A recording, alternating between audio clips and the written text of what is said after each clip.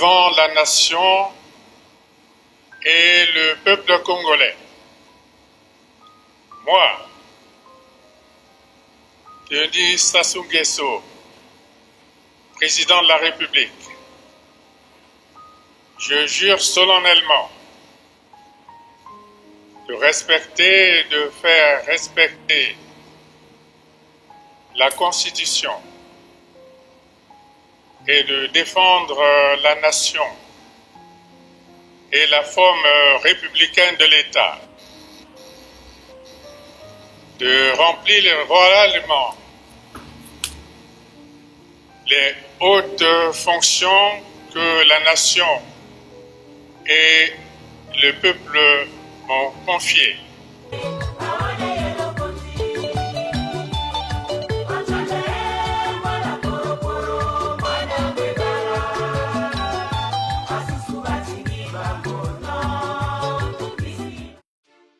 Denis Sassou Nguesso, président congolais depuis 1997, il est né en 1943 à Edou, région de la Cuvette centrale, au Congo-Brazzaville. En 1961, il intègre l'armée puis, 3 ans plus tard, l'école d'infanterie de Saint-Mexan, en France. Il rentre au Congo et poursuit sa carrière militaire jusqu'à devenir à 25 ans, chef des troupes aéroportées congolaises. Membre du Parti congolais du travail, PCT, depuis 1970, il devient ministre de la Défense en 1975.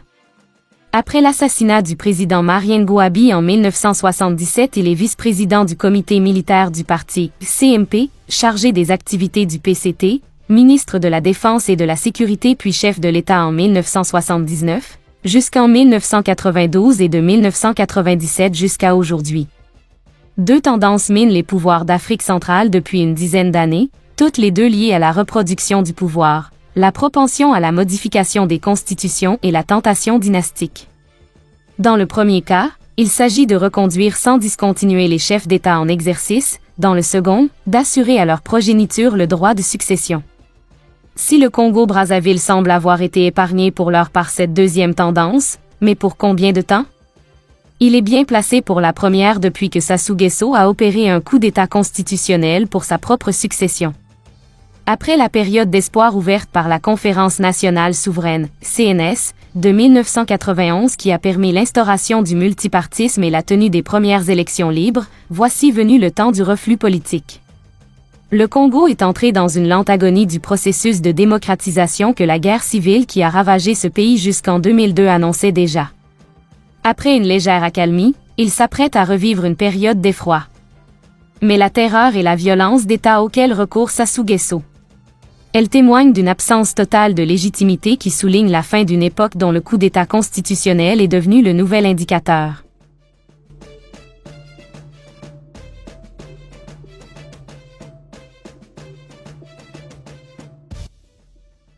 Par ces motifs, statuant publiquement, contradictoirement en matière criminelle, en premier et dernier ressort, sur l'action publique, déclare Norbert Dabira coupable des faits mis à sa charge.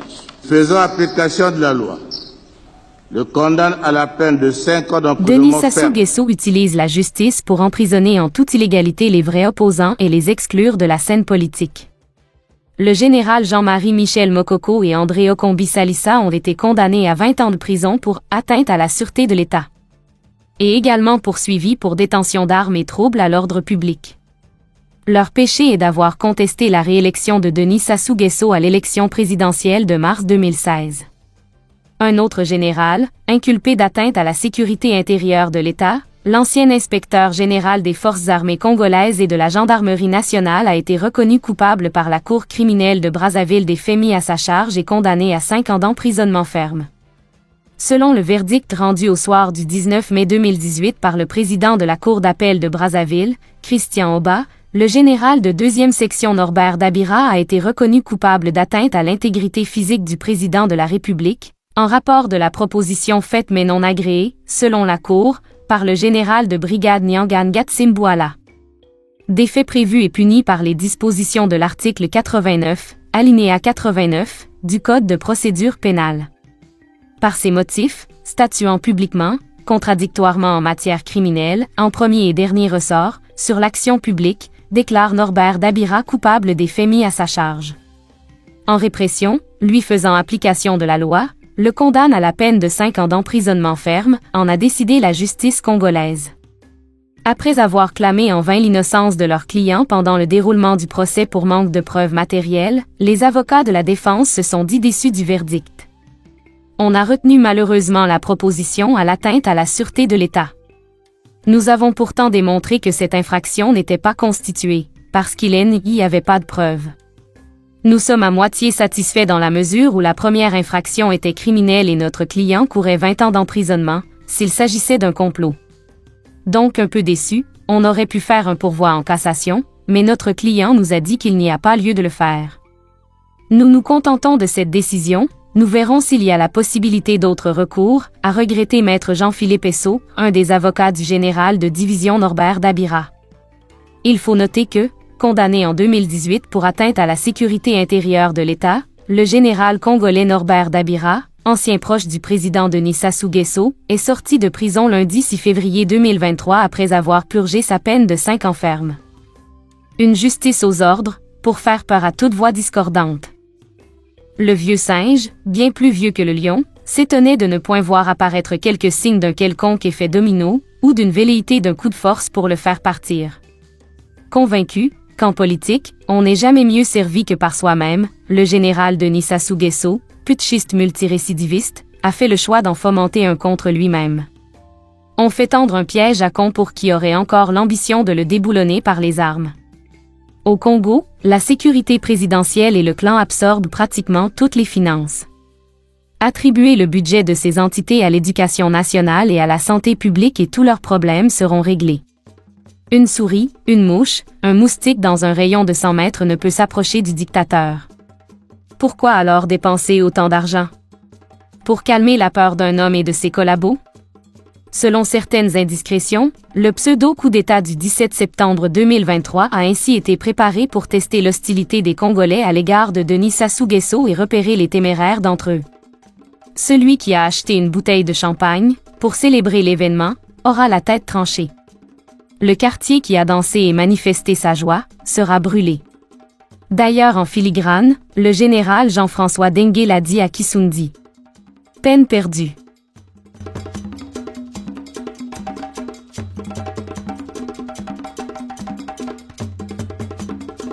Argument phare de Denis Sassou Nguesso pour défendre son bilan, la stabilité. Sécuritaire d'abord. En 1979, lorsque cet ancien parachutiste, issu d'une famille Mboshi, prend le pouvoir après la destitution de Joachim Yombi Opango, le pays a déjà été gouverné par 4 présidents, sur près de 20 années mouvementées. Dans les années 1980, le nouveau chef d'État s'efforce de donner au Congo une pérennité. Il libère de nombreux prisonniers politiques et s'érige en homme de paix. Jusqu'à devenir même médiateur du protocole de Brazzaville en 1988, qui acte le retrait des troupes cubaines et sud-africaines d'Angola en échange de l'indépendance de la Namibie. Économique ensuite, avec la construction de routes, de ponts et d'infrastructures dans tout le pays, financé par l'exploitation des ressources de pétrole, tout juste découvert. Cette stabilité multiforme, presque inédite dans la région d'Afrique centrale, a changé le regard de la communauté internationale sur le Congo, explique Ilyes Zouari, président et cofondateur du Centre d'études et de réflexion sur le monde francophone, CERMF. Le développement du pays lui a assuré le soutien de nombreux États, enthousiastes face aux potentiels intérêts pétroliers, et des institutions internationales, poursuit-il.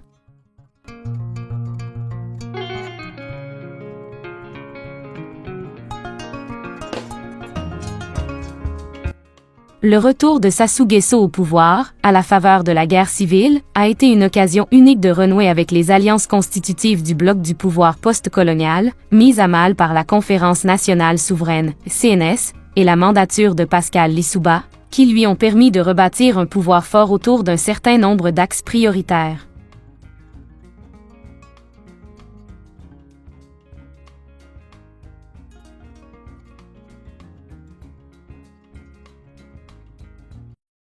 Sur le Congo, le président Sassou peut consulter son peuple. Ça fait partie de son droit. Et le peuple doit répondre. Ensuite, une fois que le peuple aura été consulté, ça vaut d'ailleurs pour tous les chefs d'État de la planète, il faut toujours veiller à rassembler et à respecter et à apaiser. Voilà ce que je peux vous dire sur cette L'atout question. majeur de Sassou Nguesso, qui aura pesé pour son retour et son maintien, est la place qu'il a toujours occupée dans ses réseaux, dominés par les géants français du pétrole, Elf Total et Perenco, auxquels s'est joint le groupe Bolloré, dont le soutien a toujours garanti l'adhésion des dirigeants français en sa faveur.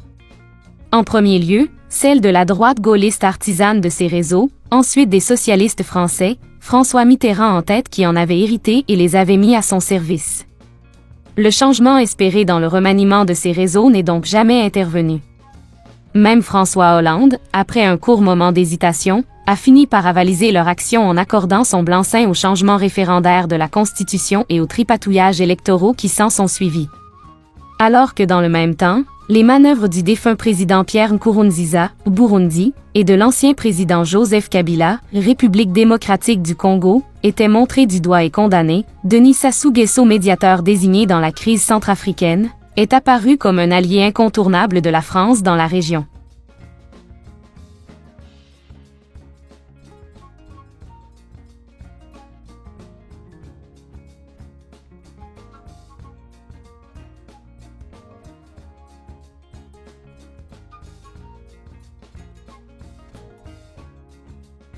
Après s'être entretenu avec les sages du Puy-Loup à Brazzaville, avec ceux du Poul à Kinkala, le président Denis Sassou Nguesso a échangé avec les sages du Niari à Oyo dans la cuvette. De quoi s'est-il agi? La réponse dans ce reportage. Dans sa volonté de reconstruire le Congo, le président de la République, Denis Sassou Nguesso, est toujours à l'écoute du Congo profond. C'est ainsi que ce jeudi 10 mai 2012, dans la soirée, les représentants des 14 districts du département du Niari sont venus à Oyo exprimer leur solidarité au chef de l'État 2 mois après la catastrophe survenue en Pila.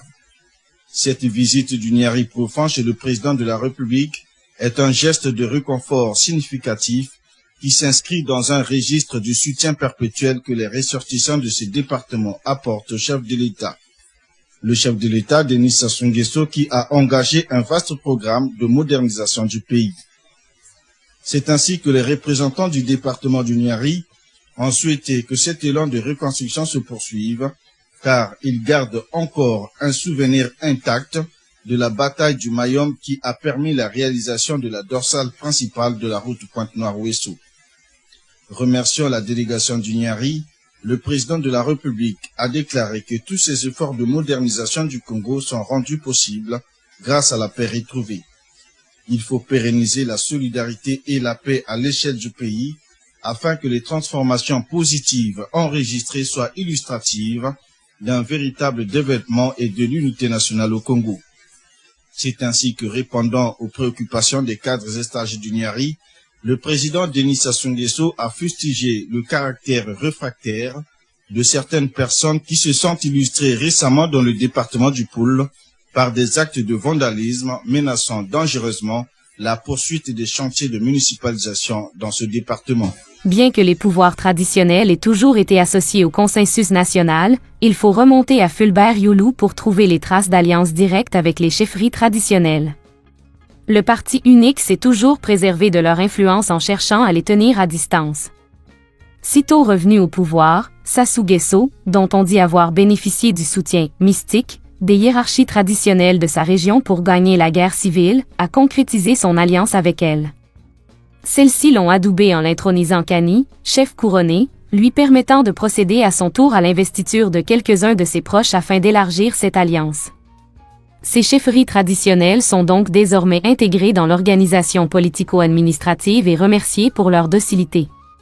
Mais comme le pouvoir des chefferies traditionnelles est aussi de nature religieuse ou mystique, c'est cette dimension qui importe à Sassou Nguesso pour dominer le vote rural.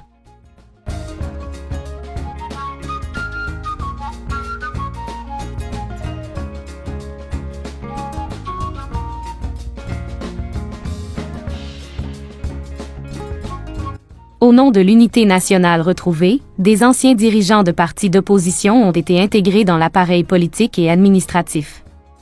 Dans le même temps, Sassou Nguesso s'est entouré de nombreux universitaires qui ont acquis une place importante dans son système ainsi que des enfants des dirigeants historiques du pays décédés dont il apparaît désormais, sinon comme le substitut du père, du moins comme le « grand-tonton ». C'est ainsi qu'après la mort de Bernard Kolela, les fils de l'ancien opposant ont fait tour à tour leur entrée au gouvernement.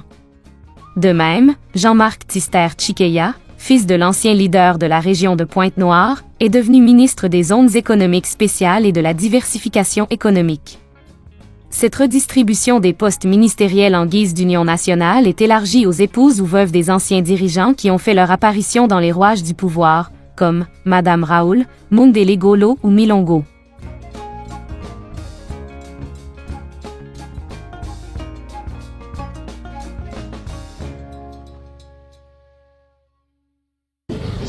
Cependant est vrai le fait que jamais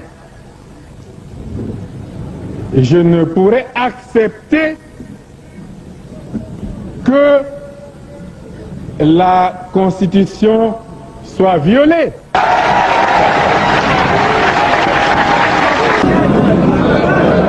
J'insiste pour dire que lorsque la Constitution est violée, les démocrates ne doivent pas l'accepter.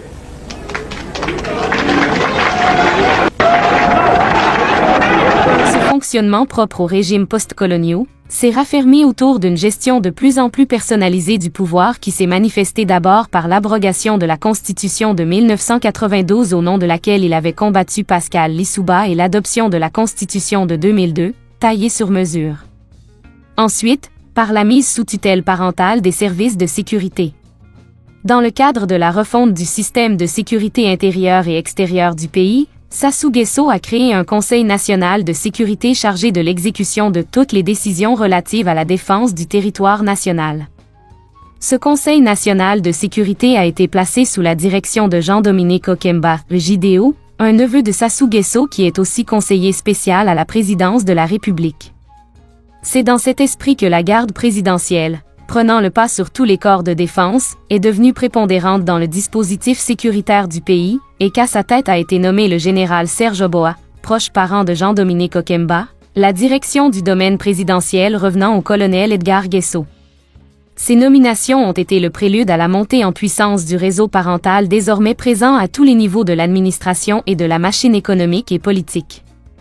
C'est ainsi que les ressources pétrolières du Congo sont gérées par une compagnie pétrolière d'État, la Société nationale des pétroles du Congo ou SNPC, dans laquelle le fils du président, Denis Christel Sassou Nguesso fut directeur général adjoint, aujourd'hui, ministre de la Coopération internationale et de la promotion du partenariat public-privé, est déjà investi comme député de la ville d'Oyo, d'où est originaire son père, est aussi membre du bureau politique du PCT et aussi administrateur général de la Congolaise de raffinage, CORAF, l'unique raffinerie du pays mise en service en 1982. Wilfrid Nguesso, président du Club 2000, association de soutien politique à son oncle, ancien dirigeant la Socotram, société congolaise des transports maritimes dont le capital est détenu à 45% par l'État congolais et 55% de l'actionnariat étant détenu par un véhicule financier établi au Liechtenstein, WGN Trading and Shipping SA, dont Willy a été le bénéficiaire économique. Cette société parapublique perçoit des millions d'euros de taxes prélevées sur l'activité des navires marchands et sur les chargements de pétrole exportés de Pointe-Noire, la capitale économique du Congo-Brazzaville, où il est né. Ce que contestent ses avocats qui préfèrent parler de redevance. C'est une société de droit privé, a martelé devant le juge le patron de la Socotram, qui percevait un salaire de 1,5 million d'euros par an. Fort de cette mainmise sur les ressources pétrolières, la redistribution des prébendes s'est étendue aux autres segments familiaux qui ont ainsi bénéficié des marchés de l'État, et des parts dans tous les secteurs d'activité où prospèrent les affaires, sécurité privée, transport aérien, grands travaux, bâtiments, hôtellerie, transactions immobilières, téléphonie mobile, eau, etc. À titre d'exemple, Edgar Nguesso, un des neveux a investi dans la compagnie Equajet, tandis que son oncle Maurice Nguesso, frère aîné du président un PDG multicarte, l'un des principaux employeurs privés du Congo. Lui, Maurice Gesso, patriarche du clan depuis la mort, en 2004, de Valentin Ambende. Dans le tiroir à projet de ce père de 14 enfants figure en bonne place ce qui devrait être sa plus grosse affaire, le lancement, en avril 2006, des Air Congo Express, une compagnie aérienne nationale et régionale au sein de laquelle des capitaux sud-africains étaient engagés pour 49%, lui-même détenant 48% et l'État congolais 3%.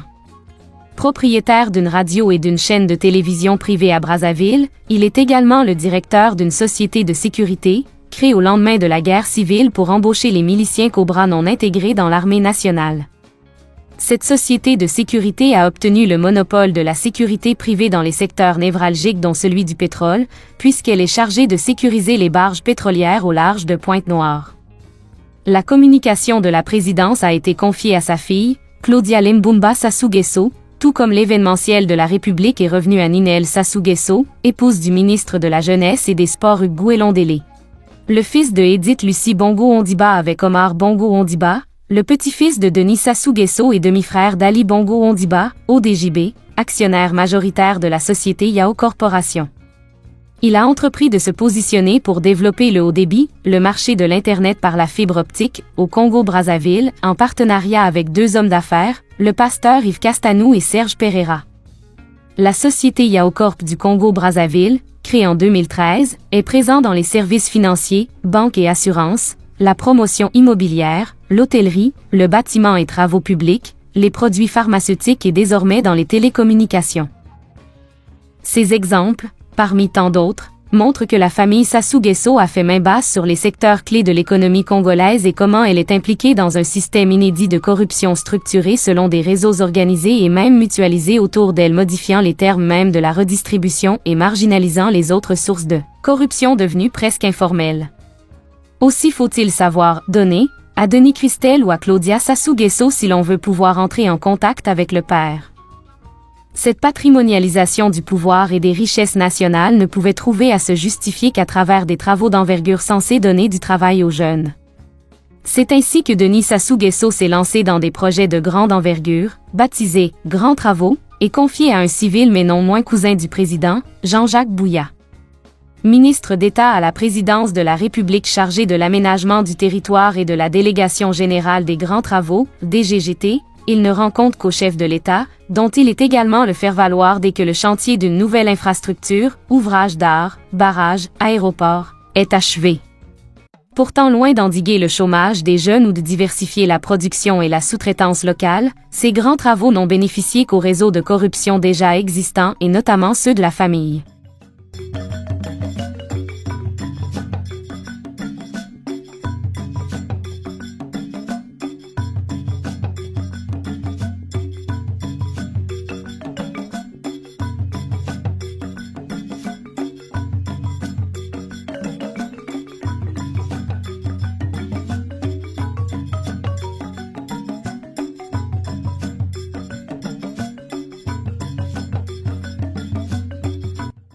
Du travail titanesque abattu par la société chinoise en charge des travaux. Vous voyez, ces réalisations sont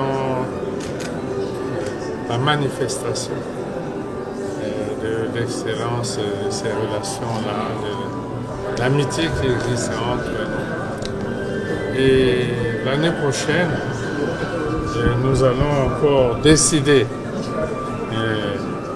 d'une autre gamme de projets de coopération et nous irons de l'avant. Donc, en visitant cette réalisation, je voudrais féliciter les dirigeants de l'entreprise, les ingénieurs, tous les travailleurs qui ont réalisé cette œuvre magnifique qui symbolise bien la force, la beauté, et qui donne un signal très fort sur l'avenir des relations entre nos deux pays, et nous allons magnifier cela l'année prochaine.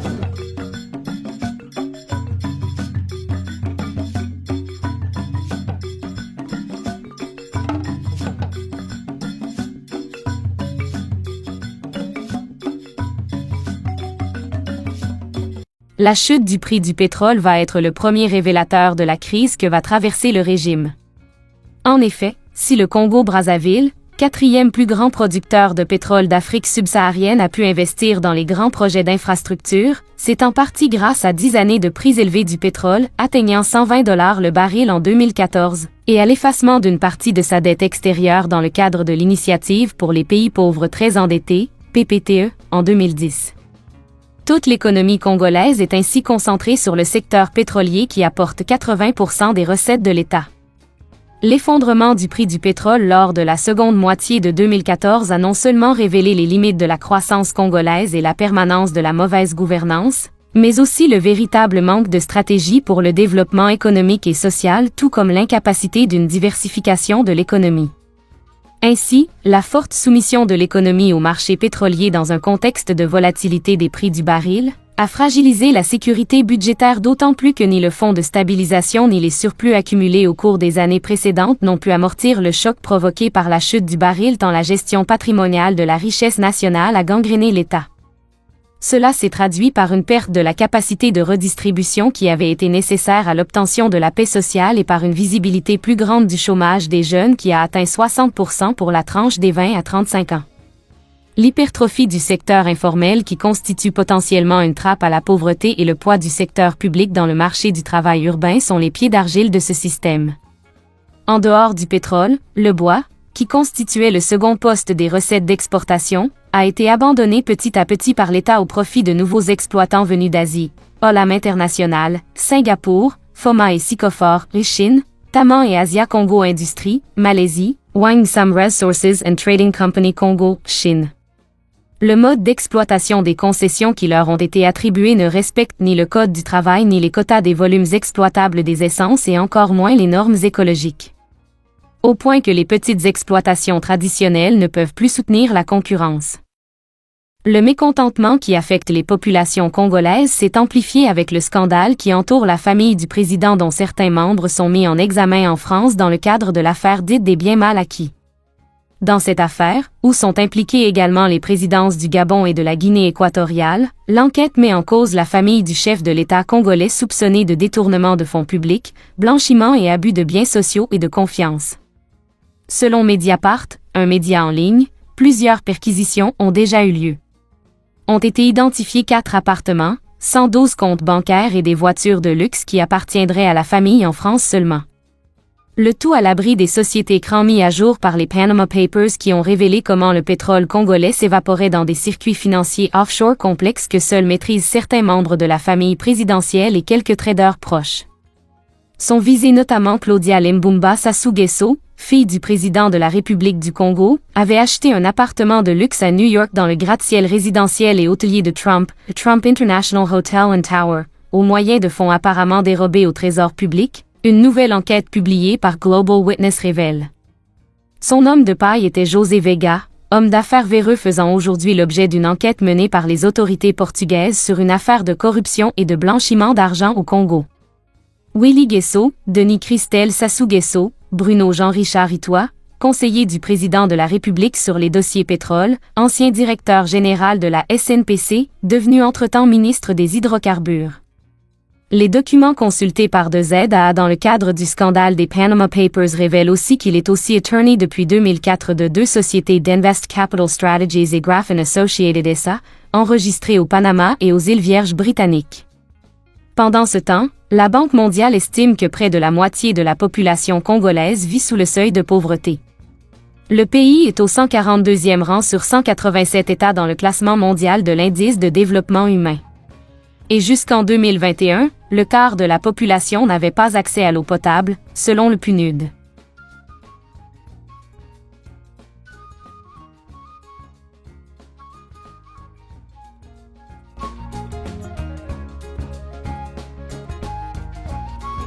C'est dans ce contexte que s'est posée la question de la fin du mandat présidentiel et qu'a germé dans les cercles du pouvoir l'idée d'un coup d'État constitutionnel. Pour le fomenter, Denis Sassou-Nguesso s'est mis en tête, dans un premier temps, de reprendre le contrôle exclusif de l'ancien parti unique, le Parti congolais du travail, qui lui avait échappé au profit d'un courant contestataire d'idées réformateurs.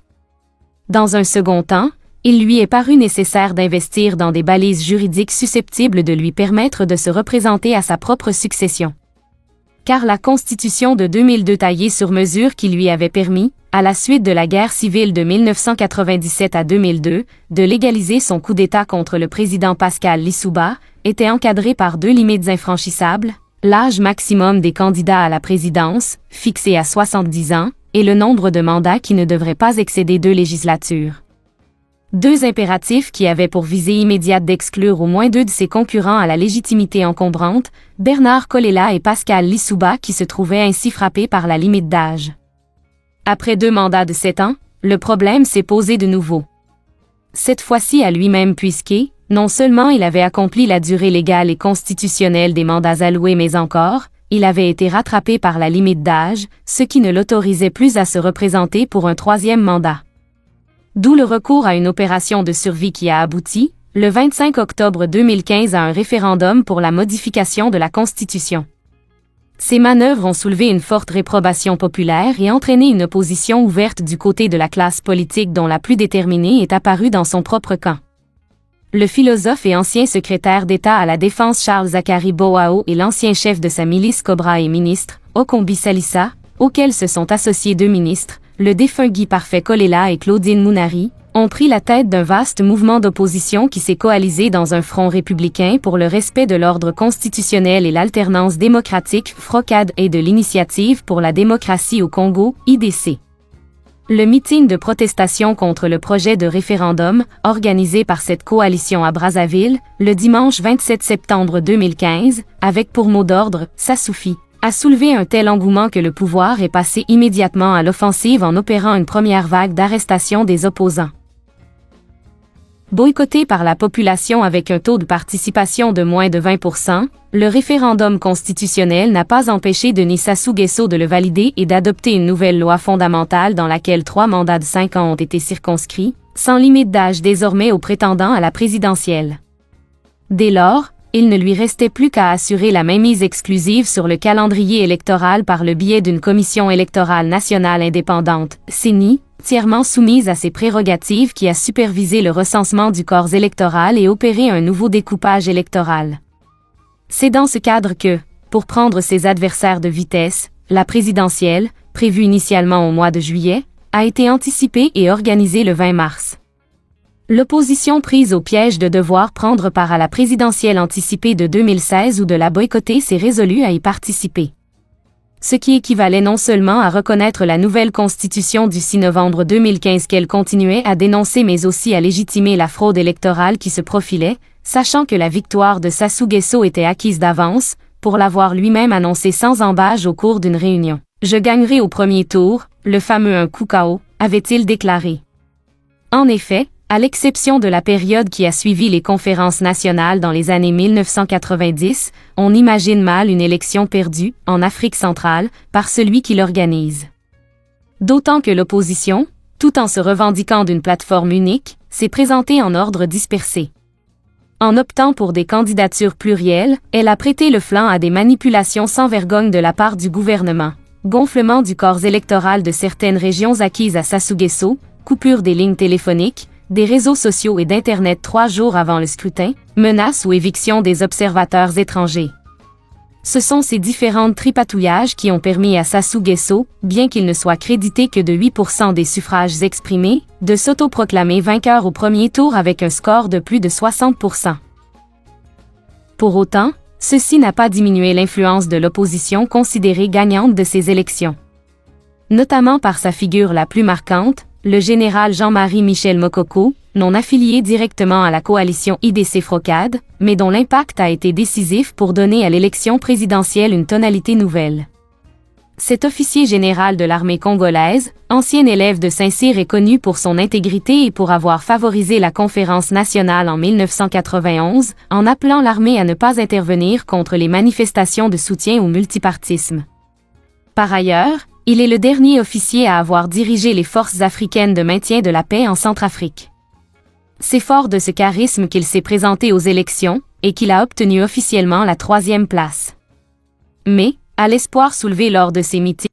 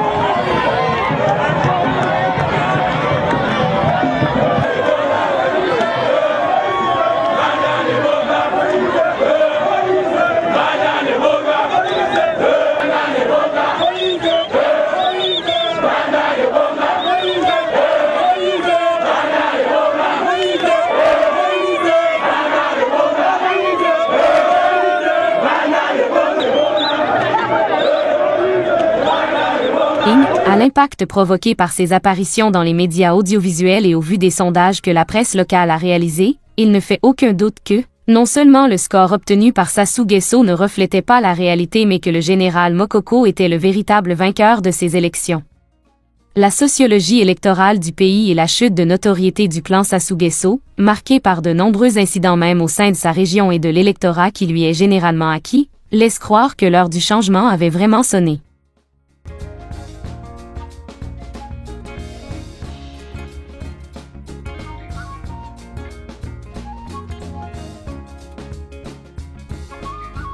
C'est pourquoi, immédiatement après les élections, le général Mokoko a été assigné à résidence puis incarcéré pour tentative de coup d'État.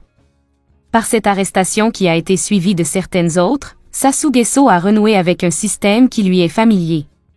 Celui du complexe répressif qui allie le surarmement de sa garde présidentielle, la permanence des milices susceptibles d'être réactivées à chaque instant, et une politique continue de tensions régionales croissantes au centre de laquelle se tient le pasteur Toumi, ancien opposant, devenu allié, puis de nouveau opposant. Car sitôt promulgués les résultats validant son troisième mandat, des violences ont éclaté dans les quartiers sud de Brazzaville, signant ainsi la reprise des violences et des exactions dans la région du Pôle, proche de Brazzaville. Attribuée aux ex-combattants Nija Tsiloulou, une milice acquise à la cause de Frédéric Bitsangou alias Pasteur Toumi, ces violences et la justification qu'en donne le pouvoir sont mises en doute par les populations qui les considèrent comme un nouveau prétexte pour semer la terreur afin de ne pas répondre de ses déboires économiques et de sa fraude électorale. D'ailleurs, les versions gouvernementales qui se contredisent, les unes après les autres, avaient poussé la France et l'Union européenne à demander aux autorités congolaises de faire toute la lumière sur la situation dans cette région. Elles révèlent, selon l'opposition, un acharnement contre des populations qui, sous couvert de la traque de Toumi, paient le tribut de leur insoumission au pouvoir, des atrocités à huis clos de la part des miliciens proches du pouvoir et d'une armée qui n'hésite pas à pilonner des villages, poussant une partie de la population à l'exode. Plusieurs villages de l'axe Brazzaville-Kikala, la préfecture du district, se sont vidés de leurs habitants qui se sont réfugiés pour nombre d'entre eux dans les locaux de la cathédrale de Kikala, chef-lieu de la région. Un rapport sur les violations des droits de l'homme au Congo publié en septembre 2016 par un avocat congolais, Maître Massengo Tiassé, est venu corroborer les versions populaires. Il décrit scrupuleusement toutes les exactions commises dans cette région et l'acharnement du pouvoir congolais sur les opposants qui n'ont pas reconnu sa victoire, dont le général Jean-Marie Michel Mokoko. Dans un pays où même la presse a totalement perdu son autonomie et est passée sous contrôle financier direct de certaines officines du pouvoir, l'espoir n'est plus seulement local. Il repose désormais sur une riposte d'envergure qui rassemble aussi bien les forces nationales que les solidarités internationales. L'échelle nationale ne suffit plus, tant le pouvoir de Brazzaville a réussi à désorganiser et affaiblir les forces sociales et politiques intérieures les plus déterminantes, parmi lesquelles les syndicats dont les directions ont été laminées. Pour avoir tenu tête à Sassou Nguesso, elles ont été les premières à subir les chocs de la répression. Depuis l'indépendance, en effet, tous les grands changements politiques intervenus au Congo pouvaient compter sur les syndicats. La chute du premier président, l'abbé Fulbert Yulu, et les différents changements de régime sont à mettre à l'actif des syndicats, dont la dernière victoire majeure a été la tenue de la conférence nationale et l'avènement du multipartisme au Congo. Cependant, au retour de Sassou Nguesso, les attaques contre les syndicalistes se sont multipliées, poussant certains, sinon à s'exiler, du moins à taire leurs revendications pour éviter d'être les cibles directes d'un pouvoir qui n'hésite pas à s'en prendre aux membres des familles des dirigeants.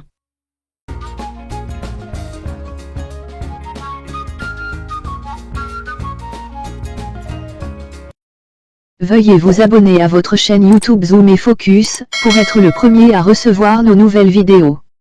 Merci.